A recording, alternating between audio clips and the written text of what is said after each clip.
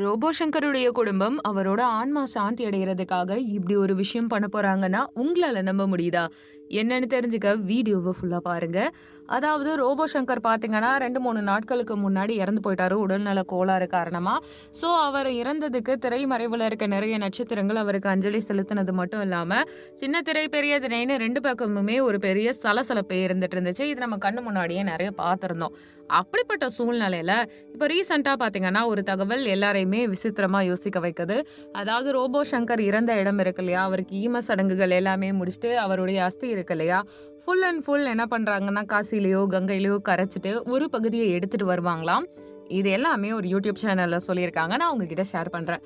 அதாவது என்ன சொல்லியிருக்காங்கன்னா, அந்த அஸ்தியுடைய ஒரு பகுதியில அவருக்கு சமாதி கட்டி, அந்த இடத்துல ரோபோ சங்கருடைய அதாவது அவருடைய பர்சனல் ஒரு நிலத்துல சமாதி கட்டுறது மட்டும் இல்லாம, ஸ்பீக்கர் இல்லன்னா மைக் யூஸ் பண்ணி அவருடைய குரல வந்து ஒலிக்க வைக்க போறாங்களாம். என்ன விசித்திரமா பேசுறீங்க அப்படின்னு கேட்டா, அட ஆமாங்க.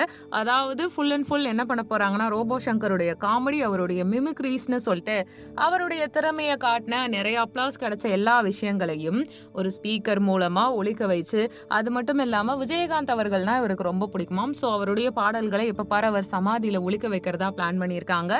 இது எவ்வளவு நாள் நடக்கும்? எப்படி நடக்க போகுது? இந்த ப்ராசஸ் இப்படியே விட்டுருவாங்களா? இல்ல அடுத்த கட்டத்துக்கு போகுமான்ற கேள்வி உங்களுக்கு மாதிரியே எனக்கும் தான் வந்துச்சு.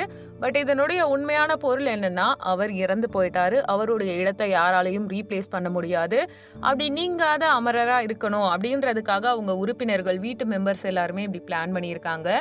ஒரு கலைஞனுடைய கால்கள், கைகள், அவருடைய நடிப்பு, அவருடைய குரல் எப்பவுமே அடங்கவே அடங்காதுன்றதுக்காக அவங்க இப்படி பிளான் பண்ணியிருக்காங்களாம். இந்த திட்டம் பாத்தீங்கன்னா இப்போதைக்கு ஆரம்ப நிலையில தான் இருக்கு. கூடிய விரைவில் இதுக்கான எக்ஸிகியூஷன்லாம் ப்ராப்பரா நடக்கும் அப்படின்ற மாதிரி சொல்றாங்க.